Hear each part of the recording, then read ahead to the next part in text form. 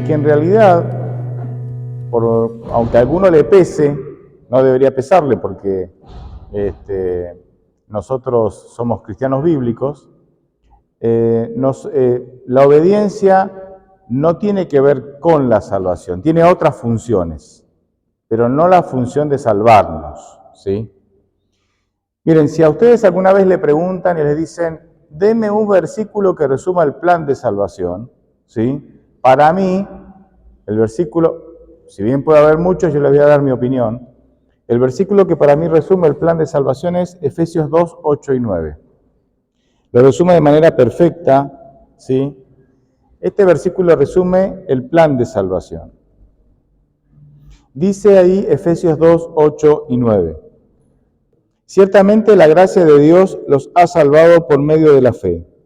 Esta gracia no nació de ustedes, sino que es un don de Dios. Ni es el resultado de las obras, para que nadie se gloríe. Claramente acá nos dice que la salvación viene por medio de la gracia. Es decir, la salvación es un regalo. Y por si a alguno no le quedó claro, en el 9 remata el pensamiento cuando dice, esto no es resultado de las obras, no es resultado de lo que hagas, de la conducta, de la obediencia, no es resultado de las obras. ¿Por qué? Para que nadie se gloríe, para que nadie diga, yo me salvo porque soy genial, yo me salvo porque hago las cosas re bien, yo me salvo porque estoy un escalón más arriba de todos, ¿no? El versículo 8, por supuesto, enfatiza este asunto, que la salvación, la gracia, es un don de Dios. ¿Qué es un don? Es un regalo, es un regalo. Así que este versículo, que resume muy bien el plan de salvación, no contempla tampoco el concepto de obediencia. Pero obviamente la Biblia habla mucho sobre la obediencia. Seríamos necios, extremadamente necios, si nosotros, como hacen algunos, ignoran este tema. Lo que tenemos que hacer es saber la función correcta de la obediencia. La salvación es por gracia, es un regalo, ya lo vimos esta mañana, lo repasamos ahora con este versículo, pero la obediencia obviamente tiene su lugar. Miren, la obediencia es un termómetro. Nosotros, si yo a ustedes les digo termómetro, lo más probable es que vengan a ustedes esos pequeños artefactos que tenemos en casa, que antes eran con una columna de mercurio, ahora ya no se ven más, ahora son electrónicos, ¿no? ¿Y para qué sirven esos termómetros que tenemos en casa? Para medir temperatura, pastores, termómetro. Qué pregunta obvia, ¿no? Normalmente cuando nos sentimos mal, o cuando nuestros hijos se sienten mal, para saber si tenemos fiebre, usamos el termómetro. El termómetro mide. La función del termómetro es medir. Bueno, en mi opinión, la obediencia, según lo que yo encuentro en la Biblia, y voy a compartir algunos pasajes con ustedes, es de alguna manera un termómetro. Fíjense lo que dice Juan 14:15. Si me aman, obedezcan mis mandamientos.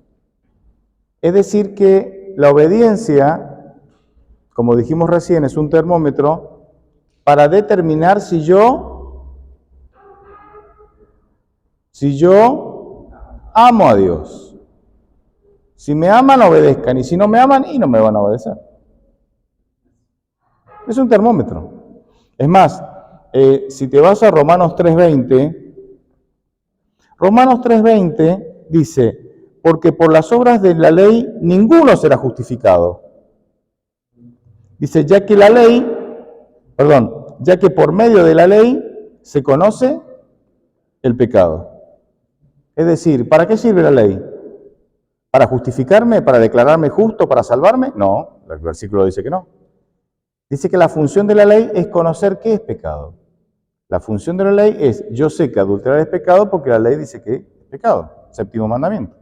Yo sé que robar es pecado porque la ley dice que no robarás. Yo sé que maltratar o no respetar o no honrar a mis padres es pecado porque el quinto mandamiento dice honra a tu padre y tu madre. La función de la ley no es salvarme, este mismo versículo lo dice, además de lo que ya hemos leído, sino que la función de la ley es contarme qué es pecado. Romanos 7:7 va en la misma dirección cuando dice, yo no sabría que adulterar es pecado si la ley no me lo dijera, dice Pablo.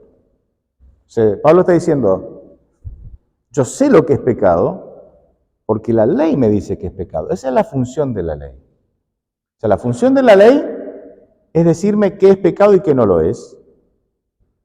Y al mismo tiempo, ¿sí?, obedecerla es la evidencia de que yo amo a Dios. Porque si me aman, obedezcan mis mandamientos.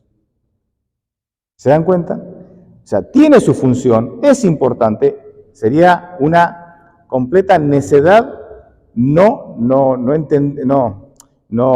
entender, ni practicar, ni poner en práctica en nuestra vida la función que la ley tiene en nuestra vida, pero la ley no está para salvar a nadie. La ley no está para salvar a nadie. La salvación es por gracia, es un regalo. No podemos andar diciendo, tenés que obedecer los mandamientos para salvarte. Eso no es bíblico. Sí, eso estaba en la Biblia de los fariseos, ¿no? Pero no en la Biblia que el Señor nos dejó. Mateo 22, 36, 37 dice, Maestro, ¿cuál es el gran mandamiento de la ley? Le preguntan a Jesús, ¿no? Jesús le respondió, amarás al Señor tu Dios con todo tu corazón, con toda tu alma y con toda tu mente, con todo tu ser, en definitiva, ¿no? Entonces, miren, si el gran mandamiento es amar, lo dice Jesús, ¿no? ¿Cuál es el gran mandamiento? Amar a Dios. ¿Cuál es el gran pecado? No amar. El gran pecado no es no guardar los mandamientos, aunque eso es pecado, ¿o no? Claro que sí. El gran pecado es no amar. Y cuando no amas, no obedeces los mandamientos. Porque Juan 14, 15 dice, si me amas, obedece. No te amo y no lo vas a obedecer. 2 más 2, 4. No hay mucho para pensar, no hay mucho, ¿me entienden? No hay mucho margen. Entonces el gran pecado es no amar. Y entonces, si el gran pecado es no amar, y ese es el origen de todos nuestros males, ¿dónde tendríamos que apuntar los cañones en nuestras oraciones? ¿Dónde tendríamos que usar todo gramo de fuerza que tengamos? ¿En dónde nos tenemos que enfocar en nuestra vida espiritual? En amar. Porque lo otro viene como consecuencia. Si me amas, obedeces. Una vez que yo amo, la obediencia surge. Con luchas, con tentaciones, ¿me entienden? Pero surge el deseo ahí. Entonces yo creo que ahí capaz que fallamos, o algunos de nosotros fallamos. Incluso cuando enseñamos la Biblia, no siempre enseñamos este punto importante. Cuando damos estudios bíblicos, a veces damos estudios bíblicos que enseñan doctrina, y es importante, que enseñan obediencia, la importancia de obedecer, y voy a hablar de eso, también es importante, pero no enseñamos este que es el gran mandamiento, o el gran pecado. Si el gran mandamiento es amar a Dios, yo cuando doy estudios bíblicos tengo que enseñarle al que está estudiando la Biblia, ¿a qué? A amar. También le tengo que enseñar doctrina, también le tengo que enseñar esas cosas, pero el énfasis tiene que estar en que yo le enseñe a él a amar. Pastor, ¿cómo le enseñamos a amar? Si la fe de Jesús no dice cómo amar a Dios. Y bueno, pero ahí está tu experiencia personal. La fe de Jesús es solo una herramienta, es muy buena, pero es una herramienta. Si vos amás a Dios, vas a saber enseñar a otro cómo amar a Dios. Ahora, si vos no amás a Dios, estás en el horno. ¿Qué haces enseñando? Tal vez sería bueno que vos aprendas a qué. A amar para poder enseñar a amar a Dios, para poder enseñar a otros a amar a Dios. Imagínense que a mi edad yo nunca tuve una relación sentimental con nadie y nunca me casé, ¿sí? Y yo me la pasara dando seminarios sobre cómo tener un excelente matrimonio. O sea, ¿me entienden? Yo puedo estudiar de los libros, puedo tener mucho conocimiento sobre qué hacer para tener una relación, conocimiento que puede ser muy bueno, pero me va a faltar una cosita ahí, ¿o no? Me va a faltar un plus, vivirlo. A veces nosotros somos muy buenos enseñando la Biblia porque agarramos el estudio bíblico, nos lo aprendemos, se lo trasladamos, pregunta A, respuesta B, qué sé yo, pero hay un plus que ninguna herramienta bíblica tiene, o que ningún estudio bíblico tiene, y ese plus es mi experiencia personal. Yo le tengo que enseñar, si el gran mandamiento es amar a Dios con todo nuestro ser, yo tengo que experimentarlo para contarle al otro. Mira, amar a Dios con todo nuestro ser es así. Es así. Y entonces, ¿entienden? Ahí tiene que estar el énfasis. En mi vida personal, pero también a la hora de de contarlos a otros. Bien, pero ¿cuál es la función de la obediencia? Ya dijimos que la obediencia es un termómetro que determina, según Juan 14:15, si yo amo o no a Dios, ¿sí? Pero Dios tiene grandes cosas para nosotros con la obediencia. Miren, la obediencia está íntimamente ligada a la bendición. Es así. La obediencia está íntimamente ligada a la bendición. Si usara términos matemáticos, la obediencia es directamente proporcional a la bendición. Es así. Fíjense, Mateo 5:45 es un texto clave para esto. Jesucristo, esto es parte del Sermón del Monte, dice: para que sean ustedes hijos de su Padre que está en los cielos, que hace salir el sol sobre malos y buenos, que hace llover sobre justos e injustos. Fíjense que acá Dios habla de un tipo de bendición. Acá Dios habla de bendiciones generales. ¿Qué son las bendiciones generales?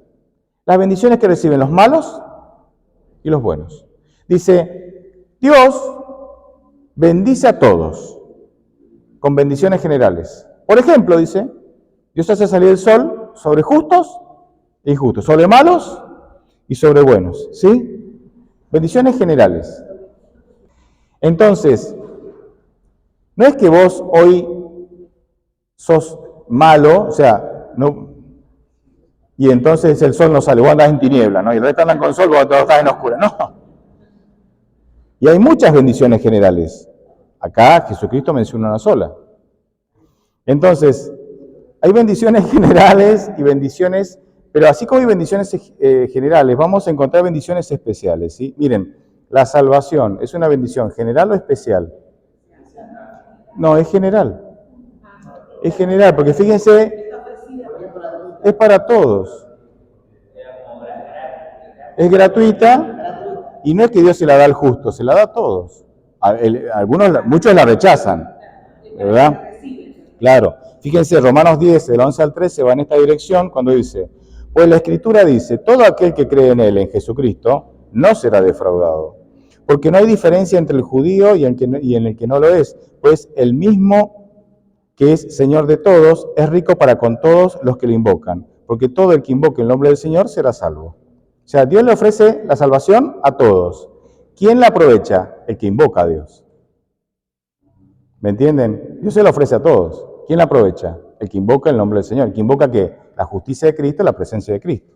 Pero Dios se la ofrece a todos. Romanos 5 en esta dirección va a decir, porque aún siendo enemigos, Dios murió por mí. ¿El enemigo es justo o injusto? El enemigo de Dios es injusto, porque está enemistado con Dios. Como está enemistado, no reclama la justicia de Cristo para su vida. Es injusto. Dice, porque aún siendo enemigos, Dios murió por nosotros, imagínense ahora que somos amigos. O sea, la salvación es una bendición general que Dios se la ofrece a todos. La podés rechazar, pero Dios se la ofrece a todos. Bien. Ahora, hay bendiciones especiales. Por ejemplo, hay muchos versículos, yo me detengo en un par. Por ejemplo, Josué 1:7-8, también un versículo súper conocido. Josué 1:7-8 dice, pero tienes que esforzarte y ser muy valiente. Acá Dios está animando a Josué para que la toma de Canaán, ¿verdad? Pon mucho cuidado y actúa de acuerdo con las leyes que te dio mi siervo Moisés. Nunca te apartes de ellas ni a la derecha ni a la izquierda, y así tendrás éxito en lo que emprendas. Bendiciones especiales.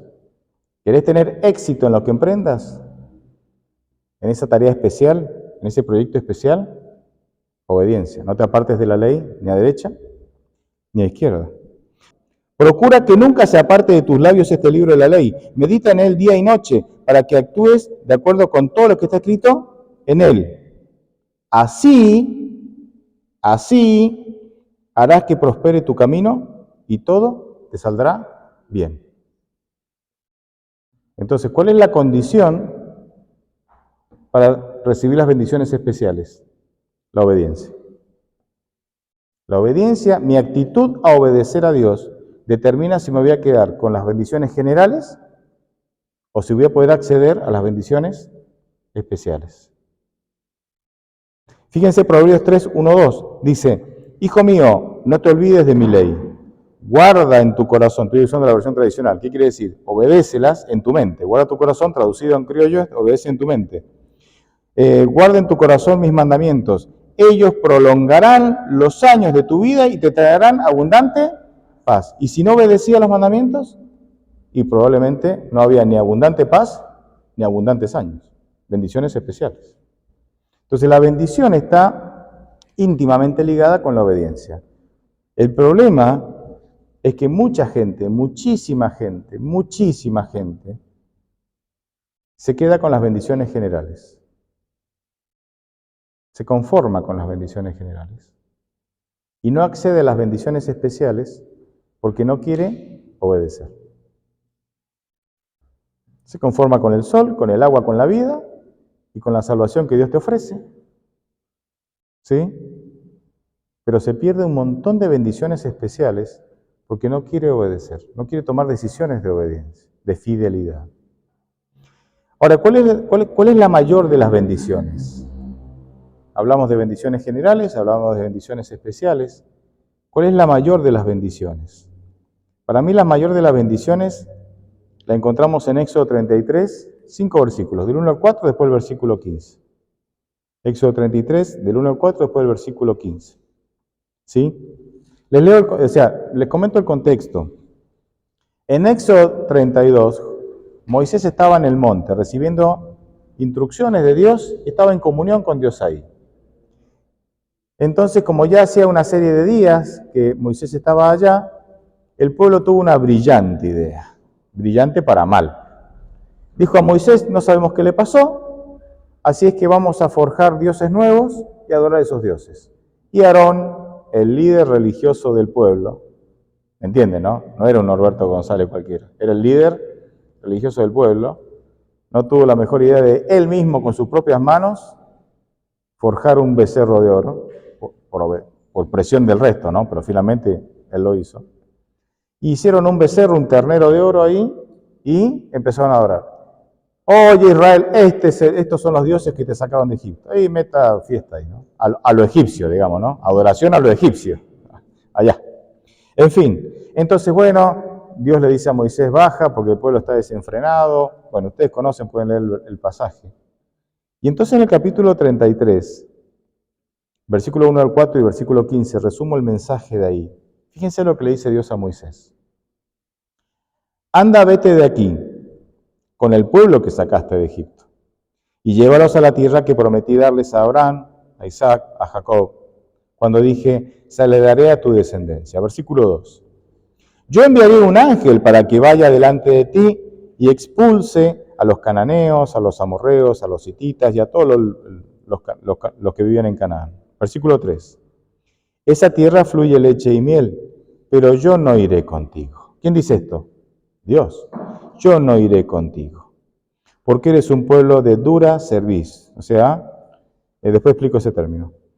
Y bien podría yo consumirte en el camino. Fíjense, bendiciones, después sigo leyendo, fíjense, bendiciones generales. Anda, te voy a dar la tierra que fluye leche y miel, o sea, es un término que significa abundancia. Mandaré un ángel que ahuyente a todos los pobladores para que vos entres tranquilos. ¿Bendiciones generales o especiales? Generales. Porque ¿cuál era la especial? Mas yo no iré contigo. Esa era la bendición especial.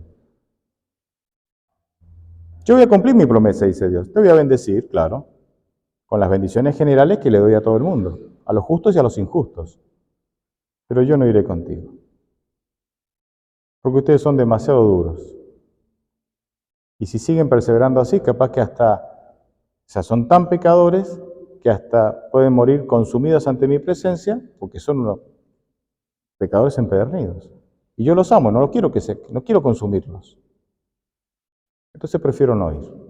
Fíjense la actitud del pueblo, versículo 4. Cuando el pueblo se enteró de esta mala noticia, se vistieron de luto y ninguno se puso de galas. Versículo 15. Pero Moisés respondió, si tú no vas a venir conmigo, no nos saques de aquí. ¿Cuál es la mayor de todas las bendiciones? La presencia de Dios en nuestra vida. Es la presencia de Dios en nuestra vida. Y lamentablemente muchos se conforman con las bendiciones generales, que van a estar siempre, porque el sol sale sobre justos e injustos, pero no tienen una experiencia con Dios. No les importa la presencia de Dios, no buscan a Dios. O han hecho de la religión, ustedes dicen, no, pero yo lo busco a Dios, sí, pero capaz que lo buscas como un requisito. Te levantás, no, lees un versículo, sí, orás 5 minutos y te vas al trabajo. Eso no es buscar la presencia de Dios. Eso no es buscar. Imagínense que yo con mi esposa tenga una relación así. Me levanto, ¿sí? Charlo 4 palabras con ella, ¿sí? Tomamos una taza de té y listo. Si te vi, no me acuerdo, hasta mañana no te quiero ni ver. ¿Qué relación puede sobrevivir así? No existe relación. Y sin embargo, algunos nos relacionamos así con Dios, dedicándole unos poquitos minutitos aquí, algún pensamiento por allá. Cuando tenemos un problema, ¡ay, Señor! Ahí sí clamamos, ¿no? Cuando tenemos un problema, ahí sí, Señor, clamamos, pero el problema pasa y volvemos a la mente. ¿Me entienden? Y entonces creemos que somos religiosos y tenemos una relación. No tenemos relación, para nada. Entonces yo los animo a que nosotros disfrutemos las bendiciones generales, empecemos a orar y que nuestro pedido sea, Señor, quiero amarte. Quiero amarte.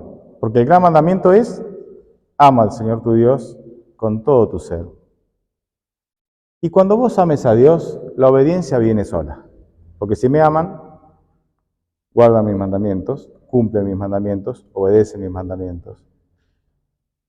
Pero por sobre todas las cosas, buscar la más grande y mayor de todas las bendiciones, que es la presencia de Dios. Hay gente que vive con la presencia de Dios. Y se nota, ¿eh? Vos te das cuenta que son cristianos como que están un escalón más arriba. Como que son cristianos que han salido viste como hay como cristianos promedios de llanura y cristianos como Moisés que están en el monte. Los cristianos de la llanura son los de las bendiciones generales, pero los del monte son los que están en donde, en la presencia de ¿quién? De Dios. Fíjense Moisés y el pueblo, qué diferencia, mejor ejemplo que ese. Los de la llanura, ¿no? Siempre quejándose, siempre problemas, siempre tras los ídolos, siempre ahí había algo. En contraste, Moisés, cristiano en el monte, en la presencia de Dios. Y lean la Biblia y vamos a encontrar la diferencia entre esos dos tipos de vida, ¿no?